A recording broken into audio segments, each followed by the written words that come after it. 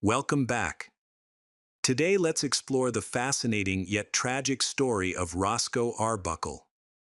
Roscoe "Fatty" Arbuckle was a prominent figure in American silent cinema, known as an actor, comedian, director, and screenwriter. His career began with the Selig Polyscope Company, but he later found success at Keystone Studios, working alongside legends like Mabel Normand, Harold Lloyd, and his own nephew Al St. John. He didn't just shine on screen, he played a pivotal role behind the scenes, mentoring rising stars such as Charlie Chaplin and discovering comedy icons like Buster Keaton, Monty Banks, and Bob Hope.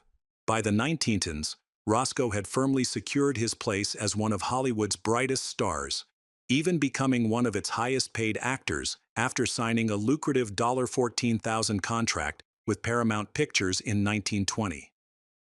Actress Virginia Rappe fell seriously ill during a party he hosted at San Francisco's St. Francis Hotel, and tragically passed away 4 days later. A friend of Rappe accused Roscoe of assault and indirectly causing her death. This led to 3 sensationalized trials between November 1921 and April 1922. Although the first 2 trials ended without a verdict, the third resulted in his full acquittal, with the jury going so far as to issue a written apology for the ordeal. Following the trials, Roscoe faced severe backlash. After the trials, Adolf Zukor, who was the president of Famous Players Lasky, decided to prohibit Roscoe's films. Studio head Adolf Zukor ultimately decided sacrificing Roscoe's career was necessary to safeguard Hollywood's reputation. While the ban was lifted after a year, his career never fully bounced back. Despite financial support from his friend Buster Keaton, who offered him a cut of his company's profits, Roscoe struggled to regain his former glory. Using the pseudonym William Goodrich, he shifted to directing and made a brief acting comeback in 1932-33 with short comedies for Warner Brothers. Tragically, just as he seemed poised for a revival, signing a feature film deal with Warner Brothers, Roscoe died of a heart attack in 1933 at just 46 years old. Roscoe's story begins in Smith Center, Kansas, where he was born on March 24, 1887. He was one of 9 children born to Mary E. Gordon and William Goodrich Roscoe. His birth, weighing in at over 13 pounds, raised suspicions from his father, who believed Roscoe couldn't be his son given both parents' slight builds. This doubt led him to name his son after Senator Roscoe Conkling, a scandal-ridden figure he despised. His mother's health suffered after his difficult birth, ultimately leading to her death when he was just 11 years old. When Roscoe "Fatty" Arbuckle was almost 2, his family packed up and moved to Santa Ana, California. By the time he was 8, Roscoe joined Frank Bacon's company for a local performance. It was there that he discovered his knack for entertaining. His father, who had always been tough on him, refused to support him. Left to fend for himself, Roscoe worked odd jobs at a hotel. A professional singer noticed him and encouraged him to enter an amateur talent show. It didn't start off great. He initially flopped, but Roscoe's quick wit saved the day. In a burst of comedic genius, he somersaulted into the orchestra pit to avoid being dragged off stage, leaving the audience in stitches. That unexpected moment won him the competition. By 1904, Sid Grauman, a prominent theater owner, invited Roscoe to perform at the Unique Theater in San Francisco. From there, Roscoe joined the Pantages Theater Group, touring up and down the West Coast. In 1906, he became part of a vaudeville troupe led by Leon Errol, performing at venues like Portland's Orpheum Theater. Roscoe quickly rose to prominence as the troupe's headline act. On August 6, 1908, Roscoe tied the knot with Minta Durfee, an actress who became both his life partner and frequent co-star. Roscoe's theater work eventually took him international. As part of the Roscoe Burbank Stock Company, he performed throughout Asia, including stops in China and Japan, before returning to the U.S. in early 1909. That same year, his film journey officially began when he joined the Selig Polyscope Company and appeared in Ben's Kid. Roscoe's time with Selig was inconsistent until 1913, when he briefly worked with Universal Pictures before catching his big break. He became a standout star in Max Sennett's Keystone Cops comedies. Despite his size, Roscoe steered clear of cheap fat jokes. Instead, he blended acrobatic brilliance with a unique comedic style. Roscoe's talents weren't limited to comedy. He was also a skilled singer, so impressive that legendary opera tenor Enrico Caruso once advised him to ditch acting entirely and pursue singing. Max Sennett, reminiscing about their first meeting, marveled at Roscoe's grace. He could effortlessly glide up a staircase, clap his hands, and pull off a backward somersault with the precision of a trained gymnast. Films starring Roscoe were lively, packed with visual jokes and chase sequences. He had a particular fondness for the now iconic pie-in-the-face gag, a staple of silent-era comedy. Roscoe even starred in the first known pie-throwing scene in the 1913 Keystone short A Noise from the Deep, where he teamed up with Mabel Normand. Through his versatility and undeniable charm, Roscoe cemented his legacy as one of the silent era's most gifted comedians. In 1914, Paramount Pictures made an unprecedented offer to Roscoe, Fatty Arbuckle, and Mabel Normand. $1,000 a day, 25% of all profits, and complete creative control to star in their films. By 1918, Roscoe was offered a staggering 3-year, $3 million contract by Paramount. However, by 1916, Roscoe's health began to deteriorate. A severe leg infection developed into a carbuncle, and doctors even considered amputating his leg. Although he ultimately kept his leg, the recovery process left him addicted to morphine.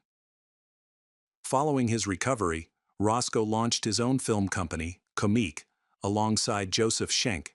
Comique produced some of the silent era's most iconic short films, but in 1918, Roscoe handed over his controlling interest to Buster Keaton and accepted Paramount's lucrative $3 million deal to produce up to 18 feature films over 3 years. Despite his professional success, Roscoe disliked his screen nickname, Fatty, which had followed him since childhood. He often reminded people that Fatty was just a character he played, not his real identity. Off-screen, he discouraged anyone from calling him by that name. On September 5, 1921, Roscoe decided to take a break from his demanding film schedule. Despite suffering from second-degree burns on his buttocks due to a recent on-set accident, he drove to San Francisco with friends Lowell Sherman and Fred Fishbach. The trio checked into the St. Francis Hotel, reserving 3 rooms. Roscoe and Fishbach shared room 1219, Sherman stayed in 1221, and room 1220 was set aside as a party suite. Several women joined the gathering, including 26-year-old aspiring actress Virginia Rappe.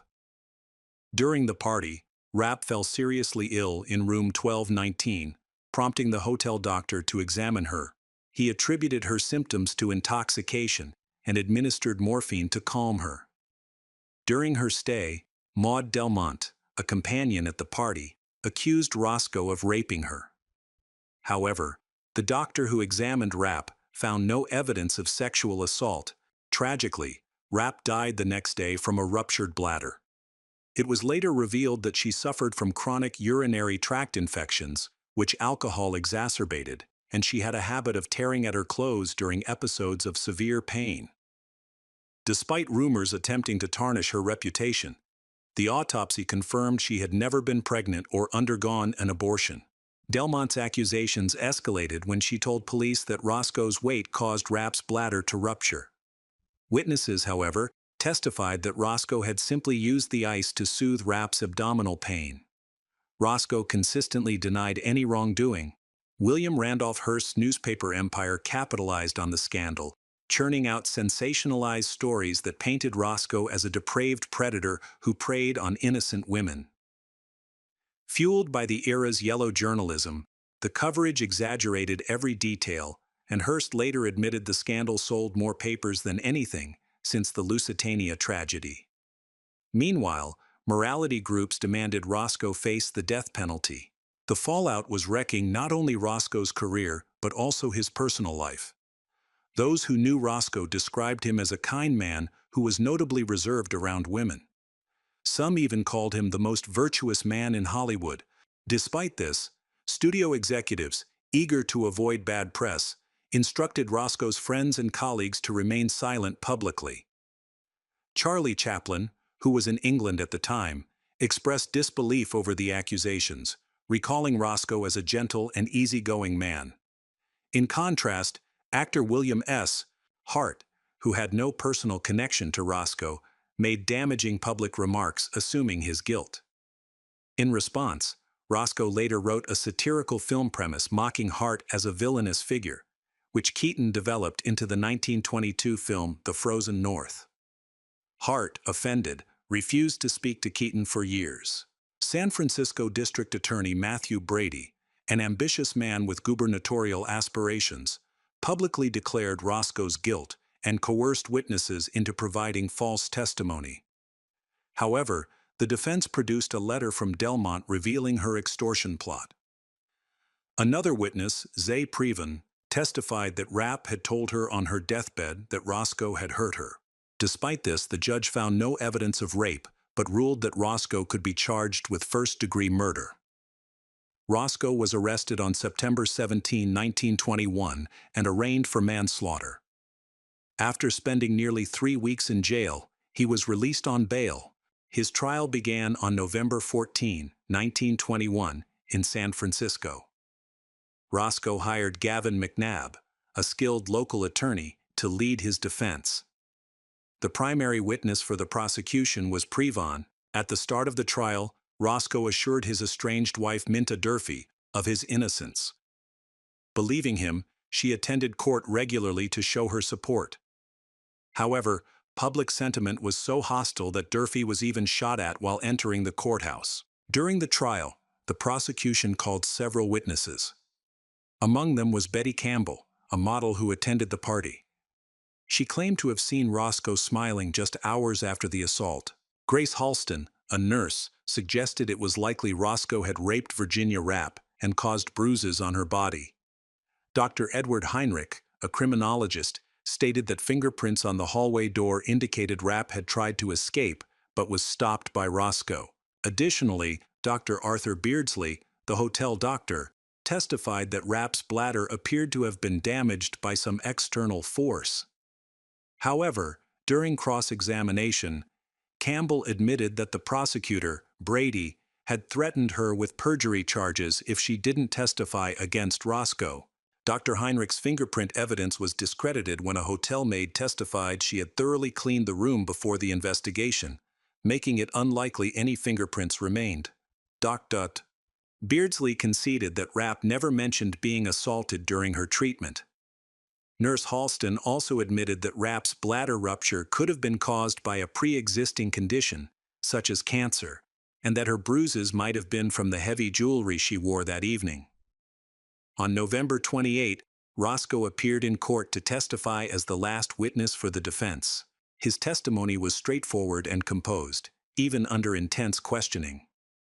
He recounted that Rappe entered the party room around noon that day. Later, when he went to his room to change clothes, he found Rappe in his bathroom, vomiting. Roscoe said she told him she felt unwell and asked to lie down. He carried her to the bedroom and called on other party guests to assist. When they returned to check on her, they found Rappe on the floor, tearing at her clothes and convulsing. To calm her, they placed her in a tub of cool water. Eventually, Roscoe and another guest moved her to room 1227 and called the hotel manager. At the time, everyone, including the hotel doctors, assumed Rappe was simply intoxicated and would recover after resting. Roscoe then left to drive his acquaintance, May Taub, into town. Throughout the trial, the prosecution leaned on medical evidence to argue Rappe had been suffering from an illness. Roscoe maintained he had no knowledge of any such condition. During cross-examination, Assistant Leo Friedman aggressively accused Roscoe of deliberately avoiding calling a doctor. Roscoe remained calm and firmly denied ever harming or assaulting Rappe. He also stated that he had never made inappropriate advances toward any woman in his life. After more than 2 weeks of testimony, involving 60 witnesses for both the prosecution and defense, including 18 doctors who discussed Virginia Rappe's medical condition, the defense rested its case on December 4, 1921. 5 days later, the jury announced it was deadlocked after nearly 44 hours of deliberation. With a 10-2 split leaning toward a not guilty verdict, the judge declared a mistrial. The defense quickly focused on one juror, Helen Hubbard, who had reportedly vowed to vote guilty until hell freezes over. She refused to review evidence or trial transcripts, claiming her decision was final from the start. While Hubbard became the center of media attention, some other jurors admitted they believed Roscoe was guilty. During deliberations, a few initially sided with Hubbard, but later changed their votes, leaving only Thomas Kilkenny to stand with her. The second trial began on January 11, 1922, with a new jury, but the same legal teams and judge. The evidence was largely the same, though one witness, Zay Previn, testified that Prosecutor Brady had pressured her to lie during the first trial. Another witness, Jesse Norgard, a former Culver Studio security guard, claimed Roscoe had once offered him money for the key to Rappe's dressing room. However, during cross-examination, Norgard's credibility crumbled. It was revealed he was an ex-convict facing charges for sexually assaulting a child and was hoping for a lighter sentence in exchange for his testimony. The second trial also delved into Rappe's personal life, detailing her history of heavy drinking and alleged promiscuity. Key evidence from the first trial was discredited, including testimony about Roscoe's fingerprints on the hotel bedroom door. Heinrich, the expert who had initially supported the fingerprint claim, backtracked and admitted the evidence was likely fabricated. Confident in their case, Roscoe's defense team chose not to have him testify. However, some jurors interpreted Roscoe's silence as a sign of guilt. After 5 days of deliberation spanning more than 40 hours, the jury once again deadlocked, this time with a 10-2 majority favoring conviction. On February 3, 1922, the judge declared another mistrial. By the time Roscoe faced his third trial, his career had been shattered. His films were banned, and for 7 months, newspapers were flooded with lurid tales of Hollywood scandals, orgies, murders, and moral corruption. Meanwhile, Maud Delmont, the woman who initially accused Roscoe, was traveling the country, branding herself as the woman who signed the murder charge against Roscoe, and giving lectures about the supposed depravity of Hollywood. The third trial began on March 13, 1922, and this time Roscoe's defense team wasn't taking any risks. Led by Gavin McNabb, the defense adopted a bold strategy, thoroughly dismantling the prosecution's case. McNabb conducted rigorous cross-examinations of every witness, exposing inconsistencies. He also introduced evidence about Virginia Rappe's troubled past and medical issues, which cast further doubt on the accusations.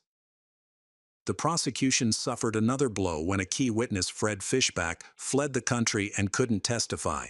As in the previous trials, Roscoe himself took the stand as the final witness. He passionately denied the accusations, offering his version of the events at the ill-fated party. His testimony was heartfelt and unwavering. It was rumored that Buster Keaton, a close friend of Roscoe, attended the trial and provided evidence that helped clear his name.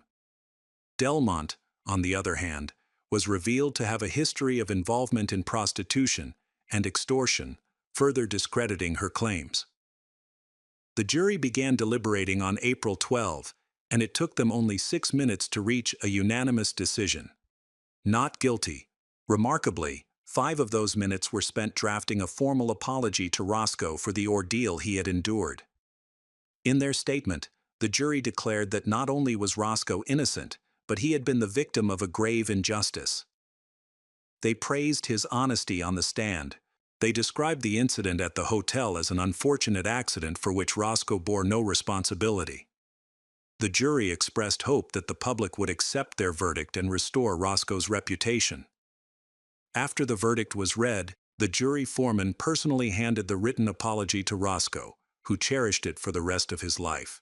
In a rare and touching gesture, every member of the jury, along with the alternates, approached Roscoe to shake his hand or embrace him, offering personal apologies.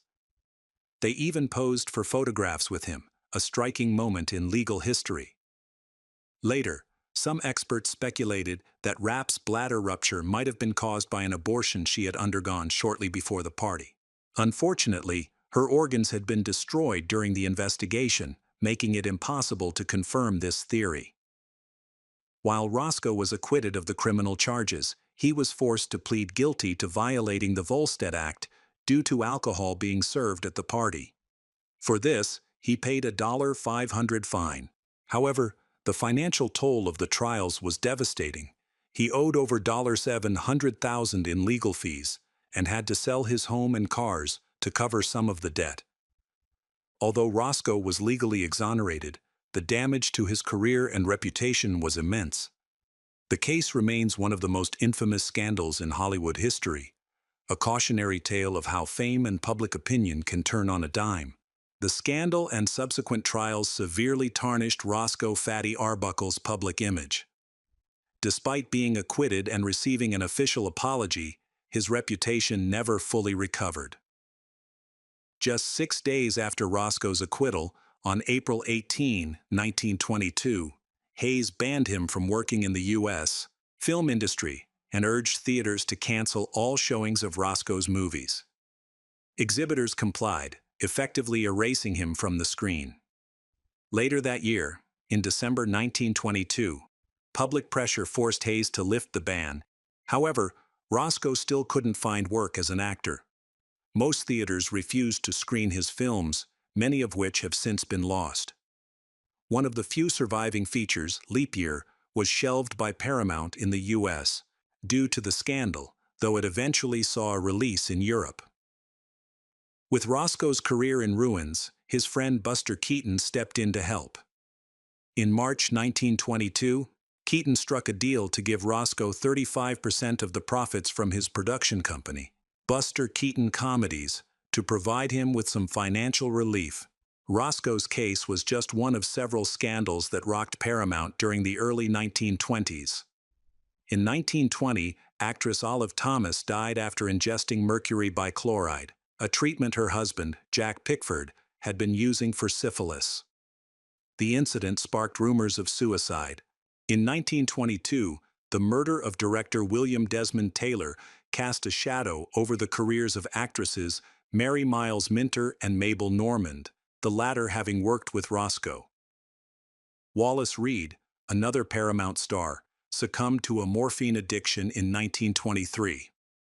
Then, in 1924, filmmaker Thomas H. Ince died under mysterious circumstances aboard William Randolph Hearst's yacht. In the wake of the scandal, Roscoe's personal life also unraveled. His wife, Mint Durfee, filed for divorce in November 1923, citing desertion, though the two had been separated since 1921. Despite the split, Durfee maintained that Roscoe was a kind man. After briefly reconciling, Durfee filed for divorce again, this time while in Paris. Roscoe later married Doris Dean on May 16, 1925. Attempts to revive his filmmaking career were met with resistance, as distributors remained wary of his tarnished name. Overwhelmed by rejection, Roscoe turned to alcohol, which his first wife later described as his only source of comfort during this dark period. Keaton continued to support him, offering work behind the scenes. Roscoe contributed to the story for Keaton's short film Daydreams and reportedly co-directed parts of Sherlock Jr. In 1925, a short film called Character Studies, filmed before the scandal, was released, showcasing Roscoe alongside stars like Keaton, Harold Lloyd, Rudolph Valentino, Douglas Fairbanks, and Jackie Coogan. In 1924, Photoplay magazine featured an article where James R. Quirk expressed his hope for Roscoe to return to the screen. He remarked that America prides itself on fairness, and questioned whether Roscoe was being treated justly after his career was derailed by scandal. After his fall from stardom, Roscoe transitioned to directing under the pseudonym William Goodrich. According to author David Yallop, the alias was inspired by Roscoe's father, William Goodrich Roscoe. However, another story credits Buster Keaton with suggesting the pun "will be good" as a potential pseudonym. Between 1924 and 1932, Roscoe directed several comedy shorts for educational pictures using his pseudonym.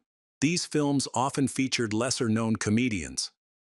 Actress Louise Brooks, who worked with Roscoe on Wendy Riley Goes Hollywood, recalled that he seemed distant and disengaged on set, likely due to the scandal that had shattered his career. She described him as kind yet emotionally withdrawn.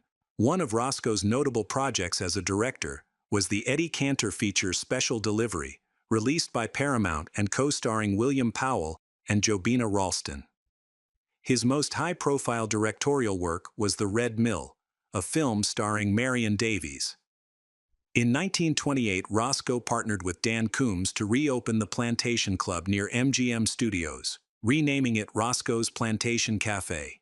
However, by 1930, Roscoe sold his share, and the venue underwent several name changes, eventually becoming the Plantation Trailer Court and later Foreman Phillips County Barn Dance. On the personal front, Roscoe faced more turmoil. In 1929, his second wife, Doris Dean, filed for divorce. A few years later, on June 21, 1932, Roscoe married Addie Oakley Dukes McPhail in Erie, Pennsylvania. In the same year, Roscoe signed a deal with Warner Brothers to star in 6 two-reel comedies, marking his return to acting under his real name. These films, produced at Vitaphone Studios in Brooklyn, were the only recordings of his voice. The shorts featured appearances from silent film comedian Al St. John, Lionel Stander, and Shemp Howard. One of the films even included slapstick grocery store gags reminiscent of Roscoe's earlier work in The Butcher Boy, 1917, with Fritz Hubert playing his assistant in a nod to Buster Keaton's iconic style. The Vitaphone shorts enjoyed immense success across America. However, when Warner Brothers tried to introduce the first one in the United Kingdom, the British Board of Film Censors blocked its release. They pointed to a decade-old scandal and refused to issue an exhibition certificate. On June 28, 1933, Roscoe wrapped up filming his final two-reel short. The following day, he inked a contract with Warner Brothers to take on a lead role in a feature-length movie. That evening, he went out with friends to toast both his first wedding anniversary and the exciting new deal with Warner Brothers. Tragically, later that night, Roscoe suffered a heart attack in his sleep and passed away at the age of 46. His wife, Addie, honored his wish to be cremated after his death. Thank you for listening to Roscoe Arbuckle's story. If you found it interesting, don't forget to like and subscribe. See you next time.